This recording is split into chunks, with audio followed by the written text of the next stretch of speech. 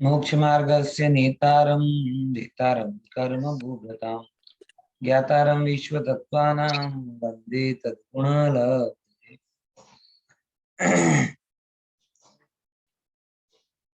तत्वार सूत्र ग्रंथ। और इस ग्रंथ में हमारा विचार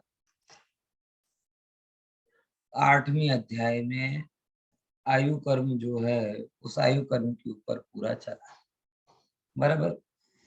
आयु कर्म के बारे में वैसे तो काफी सारी बातें आपसे की हुई है कि आयु मतलब जिसके कारण हमें उस निर्धारित शरीर में रहना पड़े, तो उस निर्धारित शरीर में रहने का रेंटल एग्रीमेंट जो है वो आयु कर्म कहलाता है। बराबर। अब जब हम ये बात सुनते हैं तो आज जैसे कल दिन के एक प्रश्न आया था कि ये जब भी जीव आयु बांधता कैसे है? अन्याय मतलब अगर एक आध दो पाप की, जैसे अपन ने उसमें समझा कि बंधापकर्ष काल आ जाए और उसी समय परिणाम खराब हो और आयु बंध जाए तो फिर अन्याय हो जाएगा। तो दो बातें मेन है, एक तो बंधता कैसे है और दूसरे नंबर उसमें न्याय अन्याय कैसा है, क्या निर्धारित भी होता है। तीन प्रश्न पे थोड़ा अपन चर्चा करते हैं। सबसे पहले नंबर की बात, क्या आयु कर्म निर्धारित होता है? तो एक एंगल से हाँ और एक एंगल से ना। पॉइंट समझ में आया? एक एंगल से हाँ यानी जब हम सर्वज्ञता के पॉइंट ऑफ व्यू से देखते हैं तो हम अगली आयु कौन सी धारण करेंगे, उसके बाद की कौन सी आयु धारण करेंगे, वो सब चीजें केवली के ज्ञान में निर्धारित है। तो इस हिसाब से तो अगला भव कौन सा होने वाला है, अगला नहीं आगामी अनंत भव निर्धारित। बराबर। मगर वो कौन सा पॉइंट ऑफ व्यू है? सर्वज्ञता का पॉइंट ऑफ व्यू। हमारे लिए वो ज्ञान में नहीं, लेकिन ऐसा होता है, ऐसा जाना जाता है। जैसे कि जो भौगोलिक लोग हैं 1000 साल बाद की गणना करके बता देते ना, बता देते कि नहीं बता देते कि ये नक्षत्र 100 साल बाद आएगा, ये नक्षत्र 125 साल बाद आएगा, ये अब होगा, ये तब होगा, वगैरह वगैरह। ये सब कह देते हैं। अब वो कह देते हैं, उनमें उनका कारण कुछ गणनाएं होती है। बराबर। ऐसे ही सर्वज्ञ भगवान के ज्ञान में सब निर्धारित है, लेकिन वो सर्वज्ञ के पॉइंट ऑफ व्यू से निर्धारित है। इसमें हमें नियतिवादी नहीं बन जाना चाहिए। नियतिवादी मतलब अब जो होना है सो हो गई होगा, सो हम क्यों धर्म करें, क्यों ये करें, क्यों वो करें। तो पहले नंबर ये बात नहीं, क्योंकि सर्वज्ञ के ज्ञान से निर्धारित है। लेकिन कर्म सिद्धांत से अगर आप देखने जाओगे तो केवल अनंत भव नहीं, आगामी आयु निर्धारित। पॉइंट समझ में आया? क्या बोला? सर्वज्ञ के ज्ञान के आधार पर अनंत भव फिक्स है। वो हमें पता नहीं, आपको पता नहीं, किसी को पता नहीं, लेकिन सर्वज्ञ के ज्ञान में वो सब है। बराबर। समझ में आया कि नहीं आया? देखो दूसरे नंबर पर कर्म सिद्धांत के एंगल से देखा जाए तो अनंत भव नहीं, कौन सा भव नक्की होता है? नेक्स्ट भव, ओनली नेक्स्ट भव, वेरी नेक्स्ट भव। क्योंकि जो आयु कर्म बंधन होता है वो मात्र आगामी भव का होता है, अनंत भवों का नहीं होता है। समझ में आया? और वो जो आगामी भव का जो कर्म बंधन होता है वो भी मुख्यतया जीव के परिणामों पर डिपेंड है, ना कि संयोगों के ऊपर। बराबर। समझ में आया कि नहीं आया? तो अगला भव जीव जैसे परिणाम करता है उसके हिसाब से नक्की होता है। और उसके लिए हमने पूरा 6ठा अध्याय पढ़ा कि जब तीव्र हिंसा के परिणाम करे, बराबर, परिग्रह के परिणाम करे, आरंभ के परिणाम करे, तो उसे अगले भव में नरकायु का बंधन होता है। जब वो कपट का परिणाम करे बहुत ज्यादा तो उसे अगले भव में त्रियंचायु का बंधन होता है। बराबर। जब वो अकाम निर्जरा करे, सराग संयम आदि का पालन करे, तब उसे अगले भव में देवगति का बंधन होता है। बराबर। ऐसे करके तत्वार्थ सूत्र के 6ठे अध्याय में चारों गतियों के आश्रव के कारण हम पढ़कर आए सविस्तार। आपको अगर कोई डाउट हो तो पुराने कुछ नोट्स आपके पढ़े होंगे, अथवा तत्वार सूत्र की अर्थ सहित छठे अध्याय की जो पुस्तक है उसमें आप पढ़ेंगे तो आपको सारी चीजें प्राप्त हो जाएगी। क्लियर हुआ? तो कर्म सिद्धांत के एंगल से देखा जाए तो मात्र अगला भाव निर्धारित है, और वो अगला भाव भी अगले भाव में जाके निर्धारित नहीं होगा। जैसे आप अगले महीने कितना क्रेडिट कार्ड का बिल चुकाएंगे, दाखला तरीके में मार्च में हूं ना, और मुझे अप्रैल में कितना क्रेडिट कार्ड का बिल पेमेंट करना है, ये अप्रैल में डिसाइड नहीं होगा। ये इस बात पर डिसाइड होगा कि आपने मार्च में कितना परचेज किया है। कम किया है तो कम बिल आएगा, और ज्यादा बिल आया है, ज्यादा किया तो ज्यादा आएगा। तो फिर आप वहां जाके बोलो कि नहीं हमने अप्रैल में तो किया ही नहीं, तो फिर अप्रैल में क्यों भुगतान करें? अरे भाई मार्च का ही भुगतान अप्रैल में होता है। समझ में आया? हाँ बोलो। सर थोड़ा कंफ्यूजन है। अगर मतलब कर्म के सिद्धांत से वो फिक्स नहीं है, लेकिन सर्वज्ञता के अपेक्षा से वो फिक्स है, तो इसका हाँ मतलब सर्वज्ञता ने जो देखा है वो तो अंश मात्र भी फर्क नहीं होगा, तो वो हाँ, एक तरह से फिक्स तो है ही। फिक्स ही। मतलब हमारे परिणामों हमारे का भी पर ज्ञान में निर्भर नहीं हुआ। बस આપણા જ્ઞાનમાં આપણે ખબર નથી, બાકી તો જે સમજો તમને એક સિમ્પલ વસ્તુ કહું, તમારી ઘરમાં અત્યારે ઘડિયાળ છે ચાલે છે, બરાબર? તમે કેટલો ભવિષ્ય સુધી જોઈ શકો છો? નહીં કઈ, પણ આપણે ઘડિયાળની પ્રકૃતિની ખબર હોય, અને આપણે ખબર હોય કે જો આ ઘડિયાળ 100 વર્ષ ચાલશે તો 100 વર્ષ क्लॉकवाइज જ ચાલશે, વાંકી ચૂકી નહીં ચાલે, એન્ટી ક્लॉकवाइज નહીં ચાલે, બરાબર? તો એ તમને ખબર પડી શેના આધારથી ખબર પડી? એ ઘડિયાળની પ્રકૃતિના આધાર, એની પાછળ કોઈ લોજિક નથી। જે વ્યક્તિએ ઘડિયાળની પ્રકૃતિનો ભાન ના હોય, એવો કોઈ ગ્રામીણ વ્યક્તિ હોય, એને કદાચ ખબર ના પડે કે આજે તો આવી રીતે ચાલે, કાલે ખબર નથી કેવી રીતે ચાલે। પણ જેને ઘડિયાળની પ્રકૃતિની ખબર છે એમને ભલી ભાંતિ એ ભાન છે કે આટલા સમય પછી આ ઘડિયાળ આવી જ ચાલશે। ख्याल में? ना केवल इसमें, बल्कि आप देखो बच्चा पेट में आता है उसका क्या विकास होगा, लेकिन डॉक्टर लोग पहले से बता देते हैं कि छठे महीने में इसके क्या कहते हैं बाल आएंगे, नाखून आएंगे, 7वें महीने में ऐसा हो। देखा नहीं किसी ने, लेकिन तो भी किस महीने में क्या क्या हो रहा है ये पता है कि नहीं पता? 2 साल का होगा तब क्या होगा, इसके अंदर हार्मोन्स चेंज होंगे तब क्या होगा, ये सब चीजें घटित नहीं होने के पहले भी पता होती कि नहीं? क्यों? क्योंकि इसके पीछे हमारा वस्तु की प्रकृति का ज्ञान था। तो हमने जब वस्तु को थोड़ा गहराई से जाना, एक एंगल से जाना, तो कुछ निष्कर्ष आ जाते हैं और ऑलमोस्ट वैसा ही होता है। बराबर ख्याल में आया कि नहीं आया?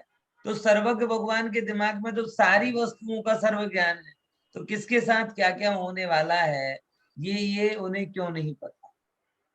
लेकिन लेकिन जैसे जिसको पता नहीं होता तो अपने अपने हिसाब से गणित दौड़ाता है, कुछ लॉजिक लगाता है। बराबर समझ में आया कि नहीं है?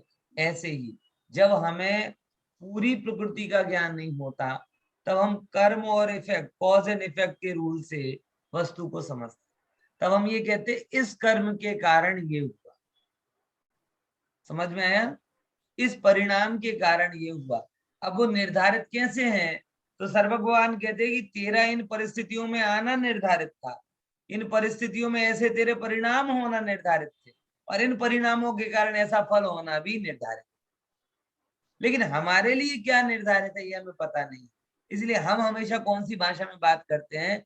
उपदेश की भाषा में बात करते हैं कि ऐसा होना चाहिए, इट शुड डू, ऐसा होना चाहिए, ऐसा होना चाहिए। बात समझ में आ रही कि नहीं आ रही? ये मात्र किसके लिए? क्योंकि हमें अज्ञानता है। बात समझ में? तो ये अंतर इन दोनों का पड़ता है। बराबर जैसे शेयर मार्केट में कल क्या होगा ये हम एक तरीके से अंदाज भी लगाते हैं, लेकिन निश्चित नहीं कि वैसा हो भी जाए, क्योंकि हमारा ज्ञान क्या है, एक एक नियम पर चल रहा है। वो ठीक बैठा, कल के दिन रशिया यूक्रेन का झगड़ा बंद हो जाए, शेयर मार्केट अप हो जाएगा, झगड़ा बढ़ जाए डाउन हो जाएगा, ये हमारा अनुभव है। लेकिन कल क्या होगा ये थोड़ी हमें पता है। तो हम कह सकते हैं शेयर मार्केट चढ़ा क्योंकि झगड़ा बंद हुआ, और शेयर मार्केट पड़ा क्योंकि झगड़ा चालू। तो झगड़ा क्या रहा है, इसके अप डाउन में कारण। ये हमने वहां पे कॉज इफेक्ट नियम बताया। बात समझ में आ रही है ना वितल भाई? है? हाँ।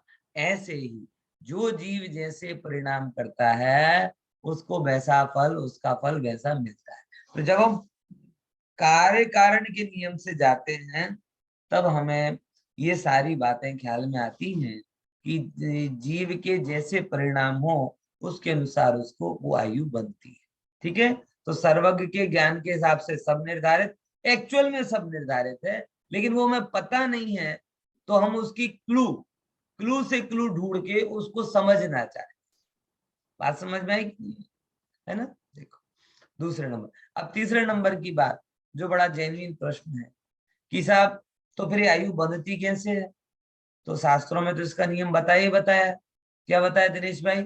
कब बनती है? त्रिभाग में। कितने भाग में? 1/3 वन थर्ड। 2/3 वन थर्ड मतलब कि अगर किसी जीव की 99 ईयर्स की एज हो तो 66 ईयर में उसको क्या होगा? आयु का बंध पहली होगा। बराबर।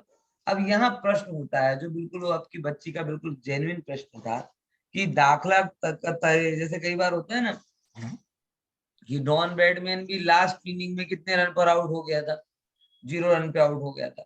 उसका कंप्लीट एवरेज कितना होना चाहिए था?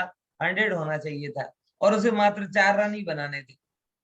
अगर वो अपनी लास्ट इनिंग में ओनली 4 रन बना लेता, ज्यादा रन भी नहीं करने थे, ओनली 4 रन बना लेता, तो उसका जो एवरेज होता वो 100 पहुंच जाता। लेकिन आखिरी इनिंग में ही उसे 0 पर आउट होना था। बात समझ में आई? तो इसी हिसाब से किसी को लगे कि यार ये तो गड़बड़ हो गई, हम तो पूरी जिंदगी अच्छे परिणाम कर रहे हैं, अब अचानक ही जब आयु कर्म बंधने का टाइम आए गुगली हो जाए। गुगली हो जाए मतलब परिणाम बिगड़ जाए, और परिणाम बिगड़ जाए तो हम तो देवगति में जाने वाले थे, अचानक नरक में पहुंच जाए। तो ये अन्याय होगा कि नहीं होगा? आपका क्या विचार है इसके बारे में? बोलो खुशी बहन, होगा સર कि અતિ नहीं? સંશ્લેષ પરિણામ વખતે આયુ બંધ નથી થતો કદાચ वेरी गुड। तीव्र संश्लेષ।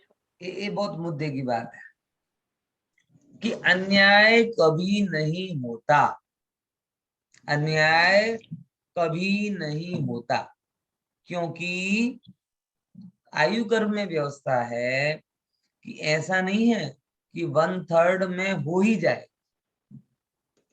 लेकिन अगर 1/3 के समय आपके परिणाम एवरेज नहीं, एवरेज नहीं मतलब या तो अति मंद है, ऐसा भी उल्टा हो जाता है जैसे हिंदू परंपरा में होता है ना कि भाई वैसे तो कसाई था और मारने आया, और मारते मारते बोला हराम हराम बोलना था, तो हाथों मुंह में निकल गया और राम निकला। तो भगवान देखो देखो मारते वक्त राम बोला ना, तो राम बोला मतलब तर गया, राम से बड़ा राम का नाम।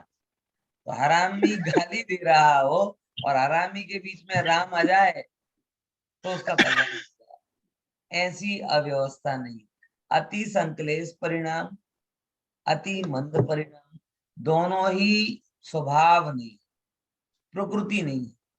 और प्रकृति नहीं है इसीलिए उनमें बंध नहीं होता। तो बंध कब होता है?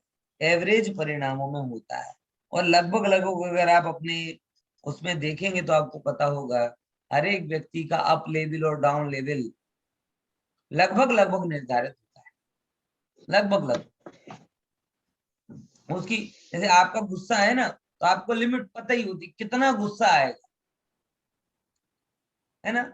आप भक्ति कर पाओगे तो कितनी भक्ति कर पाओगे, मतलब आपको सबको पता है। तो आयु कर्म भी उस एवरेज के नियम को फॉलो करता है, इसीलिए मध्यम परिणामों में ही आयु बंद होता है। इसीलिए कभी भी अन्याय नहीं होता। मैन मेड व्यवस्था में अन्याय है, कुदरती व्यवस्था में कभी कोई अन्याय होता नहीं। बराबर। दूसरे नंबर की बात, अगर दूसरे में नहीं हुआ तो तीसरे में हो जाएगा, तब फिर देखेंगे कि भाई एवरेज परिणाम है कि नहीं। तीसरे में भी एवरेज परिणाम नहीं आए तो चौथे में देखेंगे। ऐसे करके जो 8 बार आपके बंद के समय आते हैं, और वो 8 बार इसलिए आते हैं, एक बार में ही होना होता तो फिर 8 बार का प्रश्न ही नहीं होता। एक बार में एवरेज नहीं आया, जैसे होता है ना कि ऑपरेशन करने के पहले क्या नापते हैं डॉक्टर सबसे पहले? BP sugar. प्रेशर, अगर बीपी शुगर नॉर्मल नहीं है तो वो अपने शरीर को खोलते नहीं। विचार हो कि नहीं विचार? मतलब वो भी जानते हैं कि ऑपरेशन के लिए संतुलन जरूरी है। तो कर्म में भी कुदरती व्यवस्था है कि भाई कर्म आयु बंधने के लिए संतुलित परिणाम का होना जरूरी। बराबर ख्याल में आया कि नहीं है? और एक और आपने बचपन में सुना होगा कि मरते मरते नमोकार मन सुना तो भला हो जाएगा। इसका क्या लॉजिक? વાર બધી વાર બાકી રહી ગયું હોય તો છેલ્લે થઈ જાય। हाँ, एक प्रोबेबिलिटी के आधार पे नियम बना। हालांकि ये बहुत मुश्किल है। बहुत मुश्किल क्यों है? क्योंकि अधिकतर ऐसा होता है कि बन ही जाता है, लेकिन ऐसा योग बने कि 7-8 बंदा कर्ज काल आए और 7-8 बार या तो वो ऐसे आंख बंद करके बैठा हो, नमो रे भगतड़ा बना हो, या फिर मरने मारने पर उतारू। बराबर कहने का मतलब सम परिणाम में ना हो।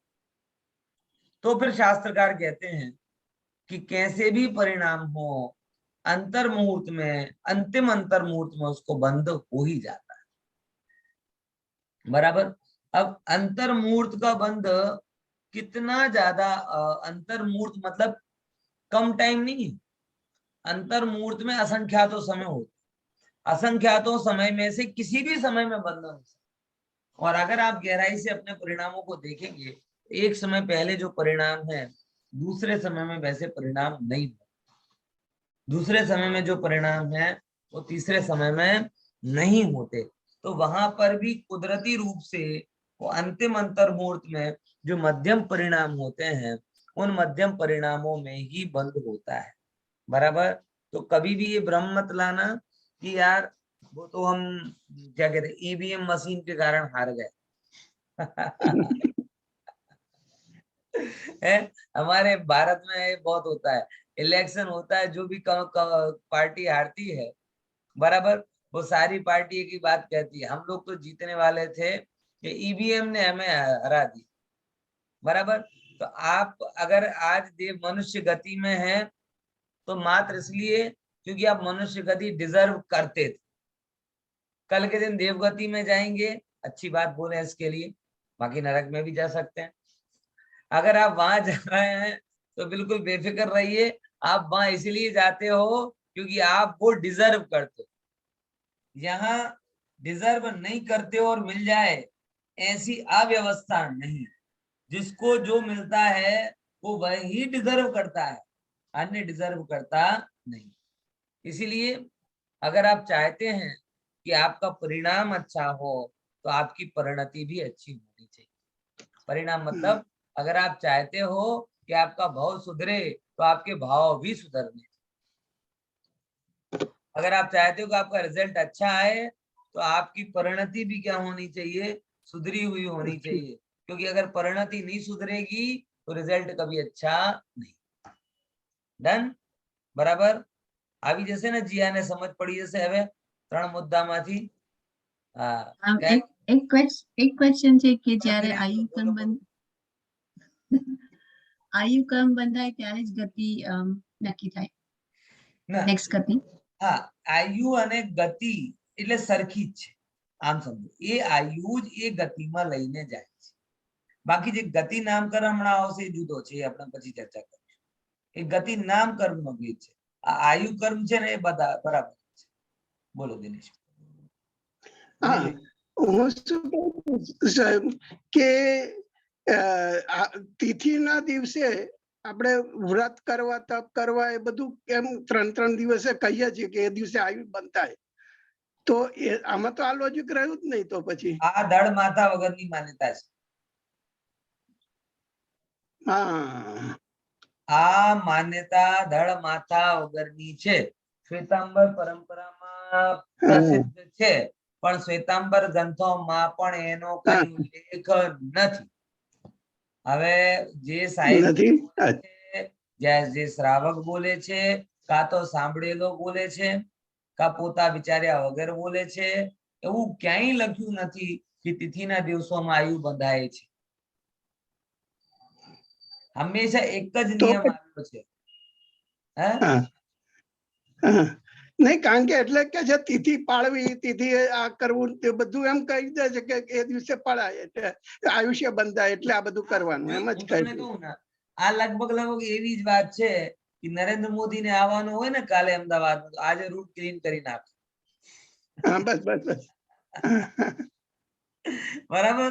આવું જેમ થાય છે, શું આવી રાજનીતિ ત્યાં પણ ચાલે કે ભાઈ આજે જ આવવાનો છે માટે આજે ચકાત. તો આ રિયલિટી છે, આ ન્યાય છે. હું તમને પૂછું, આ ન્યાય છે? અને કુદરતની એવી નિર્દોષ વ્યવસ્થામાં આવો અન્યાય પોસિબલ છે?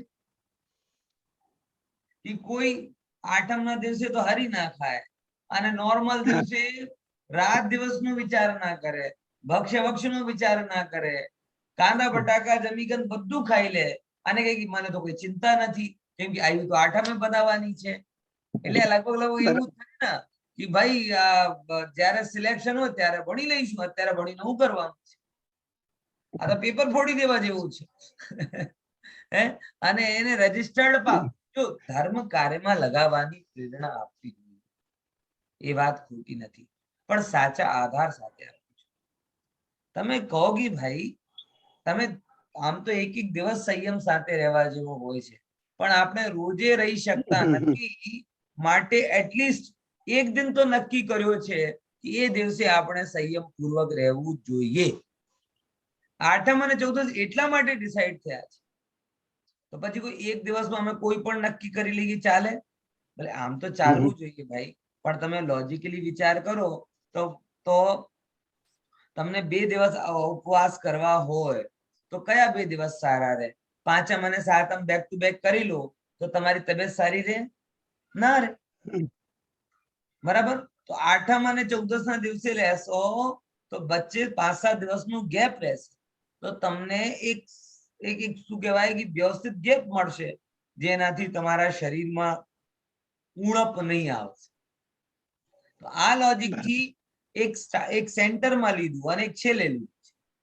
બીજા નંબરની વાત લાસ્ટની 14માં એમ આવે કે આ જીવનો આ બહુ કુદરતી પ્રશ્ન છે, પણ એનો બહુ લોજિકલી ખગોળી સમાધાન હું તમને આપું કે આ તો અત્યારથી જ બધા લોકોને ખબર છે કે આપણું બોડી શું કહેવાય કે જેમ કુદરતમાં 70% પાણી છે, એમ આપણા શરીરમાં પણ મોર દેન 70% શું છે?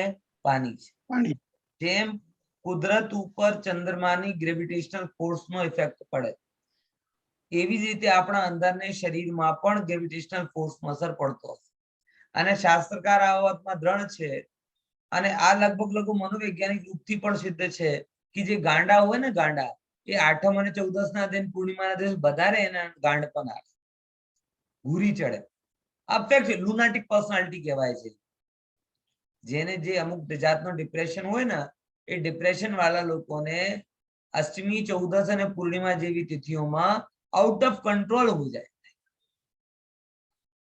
ઇફેક્ટ છે, આજથી નહીં. આજે તો સાયકોલોજીકલ પ્રૂફ કર્યો છે, પણ જૂના જમાનાથી જ આ વાત જાણવામાં આવે છે. એટલા માટે ક્યારે પણ કોઈ પેલી વાત આવે ને ત્યારે હંમેશા હોરર સિરિયલમાં અમાવસની રાત કે પૂર્ણિમાની રાત આવું બધું ચાલે છે. થાય છે કે નહીં છે? ફૂલ મૂન ને નો મૂન. આ કોઈ ગપ નથી, પણ એ વસ્તુ ફેક્ટ છે કે ગ્રેવિટેશનલ ફોર્સનો દિમાગ ઉપર, શરીર ઉપર અસર પડે છે. હવે જે સક્ષમ હોય છે એ તો હેન્ડલ કરી લે છે, પણ જે શારીરિક રૂપથી કમજોર હોય એનાથી પછી આઉટ ઓફ કંટ્રોલ થઈ જાય. તો શાસ્ત્રકાર એમ કહે છે કે જે ગાંડો હોય એ દિવસે એ વધારે ગાંડપણ કરે. ટૂંકમાં મુદ્દા આટલું છે એનો પાછળનો લોજિક कि जे काम તમે કરતા હો એ કામ તમે અષ્ટમી ચૌદસ પૂર્ણિમા આદિ દિવસોમાં કરશો તો તમને એ કામ કઈ ગુણા અધિક ઇફેક્ટ અને ફલદાયી રહેશે. તો તમે પાપ કરશો ને તો વધારે પાપમાં ડૂબીને પાપ કરશો, અને ધર્મારાધના કરશો તો તમારે ધર્મારાધનાનો પીક પણ ત્યાં વ્યક્ત અફેક્ટ છે. સમજે કે નહીં? તો એ પ્રમાણે આચાર્યોએ અષ્ટમી અને ચૌદસ ઉપર સંયમની વાત, કેમ કે જો તમે પાપમાં ડૂબીને કામ કરશો તો વધારે પાપ બાંધશો, અને વધારે પાપ બાંધશો તો વધારે નુકસાન કરશો. એટલા માટે ઓલરેડી તમે ક્યાં રહો? સંયમમાં રહો. તો એટલા માટે લોજિકલી વસ્તુ અહીંયા કહેવામાં આવી છે કે અષ્ટમી ચૌદસ ના દિવસે સંયમથી રહેવું જોઈએ. આજે અષ્ટમી નો દિવસ છે ને, એટલા માટે આજે આપણે લીલોતરી નથી ખાતા, મોટા ભાગે ધર્મ ધ્યાનમાં રહીએ છીએ, પાપાદીથી બચીએ છીએ, ભોગોથી દૂર રહીએ છીએ. આ બધું કેમ કરીએ છીએ? કેમ કે જો આજના દિવસે પણ એમ કરવામાં ગયા તો આપણો જે અંદરનો વિકાર છે ને એ 10 ગુણો વધશે, અને સત્કાર્યમાં લાગશો તો સત્કાર્યમાં પુરુષાર્થ 10 ગુણો વધશે. એટલા માટે અહીંયા છે. બાકી આયુ કર્મ સાથે એનું કઈ લેવું દેવું નથી. ઓકે, સમજ્યા કે નહીં સમજ્યા? તો જે લોકો અષ્ટમી ચૌદસ માં સંયમનું પાલન કરાવવું હોય સારી વાત છે, પણ ખોટા આધારથી ન કરાવવું જોઈએ. આ કરવાથી સતત ભ્રષ્ટાચારનો દોષ લાગે અને ઉત્સૂત્ર ભાષણનું મહાપાપ લાગે. ખ્યાલમાં આવે છે? શેનો પાપ લાગે? ઉત્સૂત્ર ભાષણ. અને લોકોને જે પરભવની થોડી ઘણી બીક છે ને એ પણ જતી રહે, કેમ કે એમને તો ખબર જ છે ને. જેમ કે આપણે ખબર હોય ને અમદાવાદમાં કે ભાઈ એ જે કેમેરા લાગેલા છે ક્યાં લાગેલા છે? 4 રસ્તા ઉપર લાગેલા છે. તો જેમ 4 રસ્તા આવે હેલ્મેટ પહેરી લેવાનું, પછી આગળ ગયા સાઈડમાં મૂકી દેવાનું. તો આ એવી વ્યવસ્થા નહીં થાય. આ તમારી વ્યવસ્થા સેમ ટુ સેમ આવી નથી થઈ રહી. કે તમને એવું નક્કી હોય કે અષ્ટમીના ક્રોસ રોડ ઉપર ફોટા પડવાની છે તો એકદમ ડાયા ડબરા થઈને બેસી ગયા, પ્રતિક્રમણ બી કરી લીધું, ભક્તિ બી કરી લીધી, પૂજન પાડવી, અને જેમ અષ્ટમીનો ક્રોસ રોડ નીકળ્યો નોર્મલ આવે તો એ ચાલુ થાય ધીંગા મસ્તી બધું ચાલે. તો આ ભ્રષ્ટાચાર છે. આવું ભ્રષ્ટાચાર ના શોભે. બરાબર? આવી વ્યવસ્થા કેવી? મતલબ મોક્ષ માર્ગને બગાડવું, કર્મ સિદ્ધાંતને ખોટા પાડવું અને ભોગોની પ્રેરણા આપવી છે. કે મોટા ભાગે લોકો તો આયુના નામથી જ બીવે ને. હવે તમને કહી દીધું કે 8મી એટલે અહીંયા જ ફોટા પડવાની છે, બીજું કઈ ફોટા પડવાની જ નથી, તો ત્યાં હેલ્મેટ લગાવી લઈશું, બાકી દિવસે છૂટા. પછી વચ્ચે મરશે તો? એટલે મુદ્દાની વાત છે.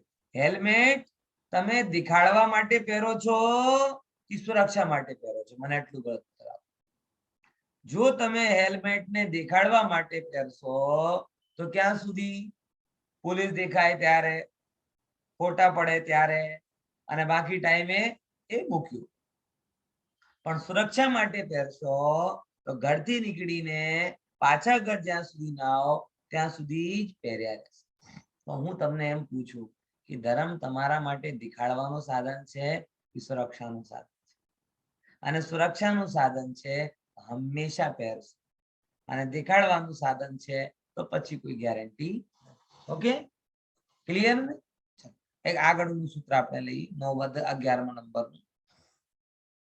આયુ કર્મથી છૂટીને બીજા નંબરનું કર્મ છે જે નામ બહુ જોરદાર છે. હા, અને સૂત્ર પણ બહુ લાંબો છે, એ આપણે લઈશું. ચલો, નામ કર્મની વાત અહીંયા છે.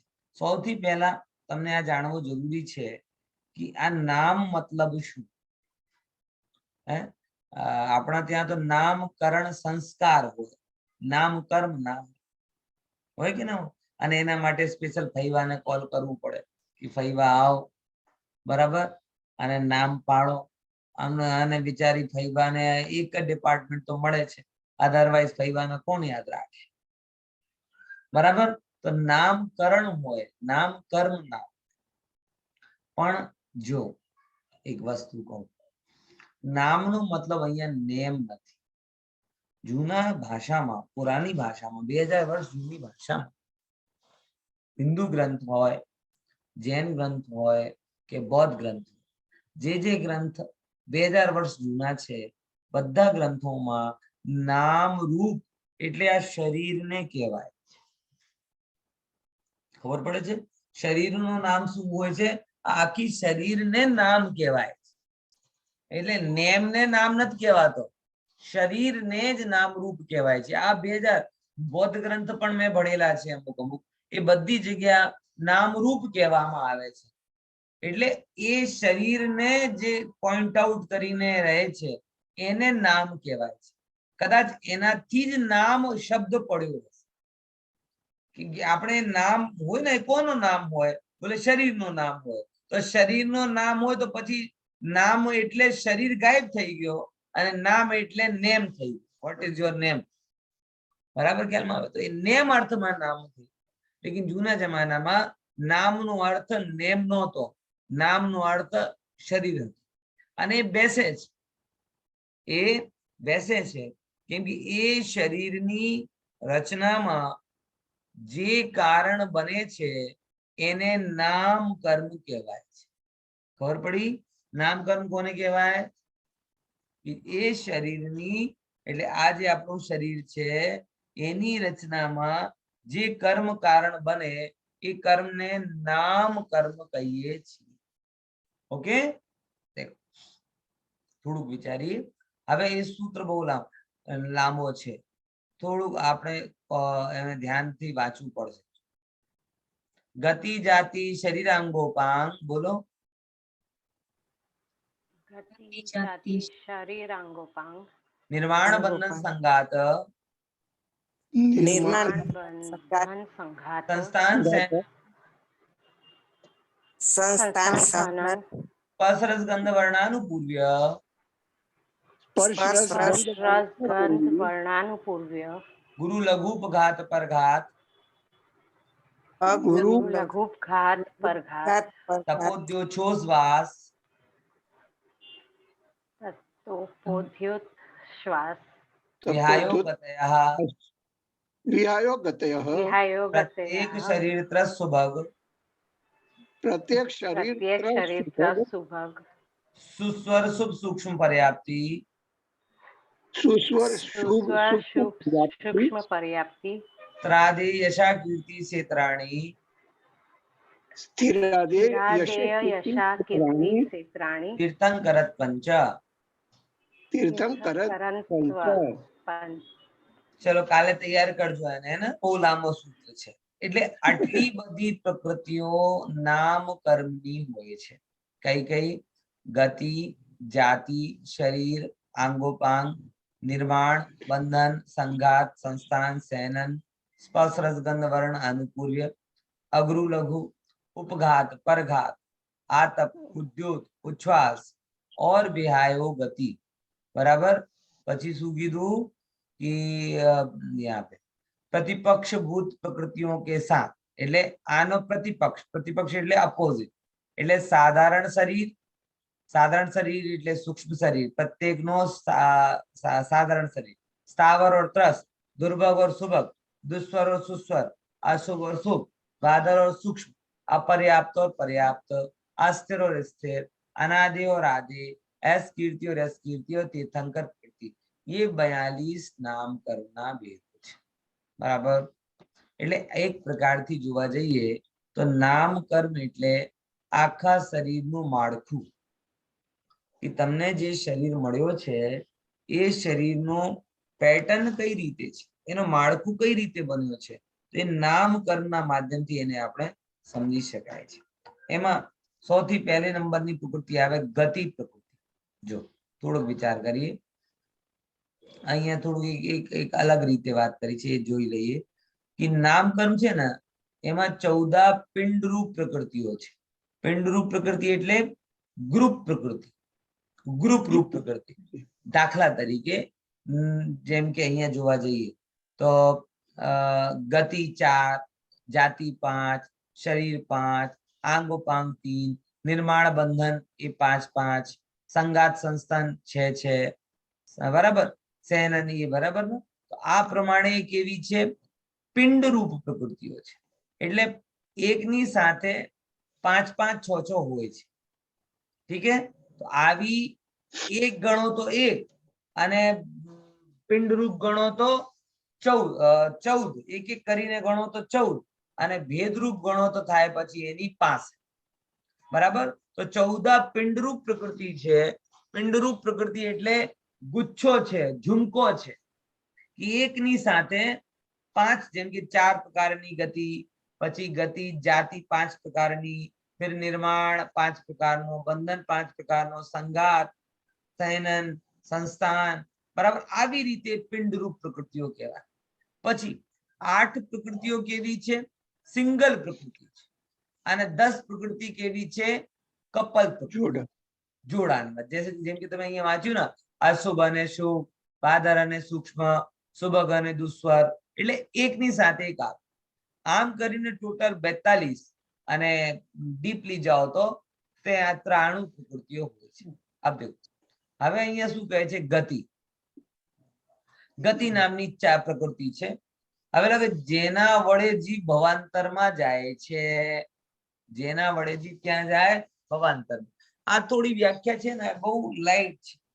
ભાવ દીપિકા ગ્રંથ જયારે તમે જોશો ત્યારે એમાં બહુ ખુલાસો કર્યો છે કે જે તે ગતિના અનુસાર જીવના પરિણામ હોય છે એ સમયે એ જીવને એ ગતિનો કહેવામાં આવે. એટલે આયુ ને ગતિ જુદા જુદા. આયુ ચેન્જ નહીં હોય પણ ગતિના પરિણામ ચેન્જ થઈ. દાખલા તરીકે અત્યારે તમે વાંચો છો ને, બરાબર, કાલ ઉઠીને તમને એકદમ કૂતરાની જેમ ભસવાનું મન થાય તો શાસ્ત્રકાર કહે છે તુમ ભલે આમ હોય પુરુષ શરીર, પણ કર્મ પ્રકૃતિઓના પોઈન્ટ ઓફ વ્યૂ થી તમારા અંદરમાં ત્રેંચ ગતિ નામ કર્મનો ઉદય છે. ખ્યાલમાં આવે? અત્યારે મને જયારે શું કહેવાય રિસેપ્શનમાં બધાને ઉભા ઉભા જમતા જોઉં છું ને ત્યારે આવું જ ભાવ આવે કે એ બધાને ત્રેંચ ગતિ નામ કર્મનો ઉદય ચાલે છે. કેમ કે મનુષ્યોમાં તો બેસીને જમવાની ટેવ હોય, બરાબર, પણ એ શું થાય? ત્રેંચ ગતિ નામ કર્મનો ઉદય ચાલે છે. જગ્યા જગ્યા મોઢો મારે, આ ચાખી લઉં, પેલી ચાખી, આ ત્રેંચ નામ. બહુ ક્રોધ કરતા હોય, નરક ગતિ નામ કર્મ. આવી રીતે સમજવાનું. ઠીક છે? તો જે તે જાતિના સ્પેસિફિક ગતિ યોગ્ય પરિણામ હોય એ જાતિના પરિણામ થવું એટલે એ જાતિ નામ કર્મ ઉદય કહેવાય. એ આયુ કર્મ થી ભિન્ન છે. આયુ કર્મ જે તે શરીરમાં રોકે અને ગતિ નામ કર્મ શું કરે? જે તે જાતિના પરિણામ કરે. આવી રીતે સમજ્યા કે નહીં સમજ્યા? આવું ગતિ નામ કર્મ. હું તો આટલું રિક્વેસ્ટ કરું છું, આ જાણીને મને એક જ વસ્તુ થાય કે ભાઈ આપણે દ્રવ્યલિંગથી મનુષ્ય નહીં થવું, ભાવલિંગથી મનુષ્ય થવું. એટલે સમજ્યા? શરીર તો આપણું મનુષ્યનો છે જ, પણ એવો ના હોય કે આ મનુષ્ય શરીરના અંદરમાં એક હડકાયેલો શું કહેવાય પશુ छिपाયેલો હોય, ભડકાયેલો નારકી छिपाયેલો હોય અને ભોગોમાં તણાયેલો દેવ छिपाયેલો હોય. સમજ્યા કે નહીં સમજ્યા? ફરીથી કહું, ધ્યાનથી સાંભળજો. આ કોઈ કવિતા બનાવી નહોતી, આ સહેજ બની ગઈ તો સાંભળ્યું. ખ્યાલ આવે કે નહીં? કે આપણે જે મનુષ્ય દેહ મળી છે તો મનુષ્ય દેહમાં એવો ના હોવો જોઈએ કે બહારથી જ મનુષ્ય, અંદરમાં હડકાયેલા પશુની જેમ આપણા અંદરમાં પરિણામ ચાલતા, બરાબર. તો આ મનુષ્ય દેહના અંદરમાં એક વિચારશીલ માનવ હોવું જોઈએ. એના અંદર